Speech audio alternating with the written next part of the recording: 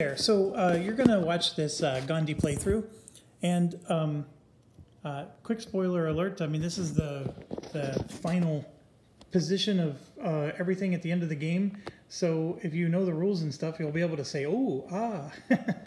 But if you're here to learn the game, there's a few mistakes that I realized that I made, and I just wanted to talk about those.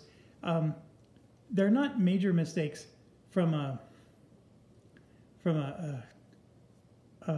gameplay outcome perspective, but the thing is if you're trying to learn the game from me here, there's some very important things that you really need to know and understand, or otherwise it's going to hurt you. So the first one is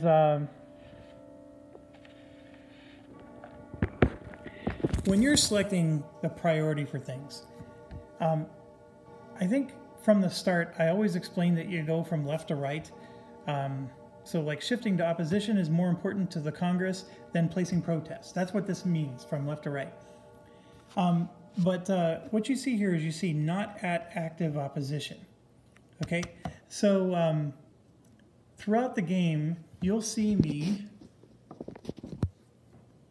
look at this and say, oh, that's opposition, so this doesn't count, right? But you need to also notice that this says active opposition down here, whereas that only says passive. So when it says not at active opposition, all it's saying is you rule out these spaces, you don't rule out those. And you're going to see me initially in the game rule out these spaces that say passive opposition.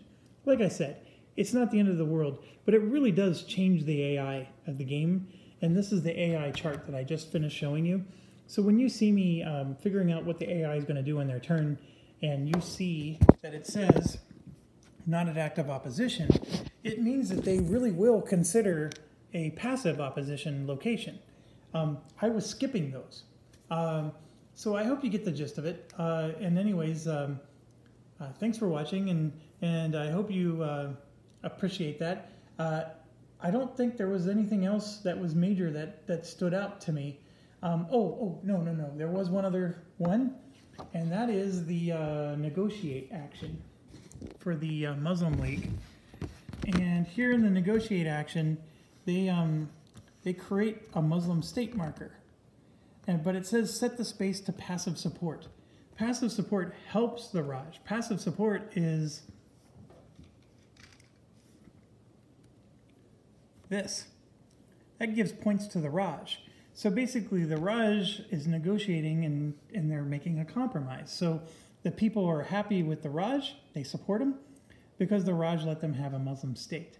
And the first couple of times that you see me do that, I don't put the passive support marker there. I don't actually remember what I did. I think I might have put a passive oppose marker there, which is even worse. Or I may have just completely missed it and not done anything. Because it's written very clearly, but I know for sure I missed that a few times. And when you get into those various actions, you're going to notice I made that mistake as well. So I hope you enjoy this series. You'll hear me talk at first that I wasn't very impressed with it, but I want you to know that I played this all the way to the end, and I had a really good time. In fact, I'm considering what I want to do in my next playthrough already. So this game really redeemed itself as I played it, and the first couple turns I wasn't as excited, but it got much better as we went on. So thanks for watching, and as always, stay awesome, and thank you for joining me at the table.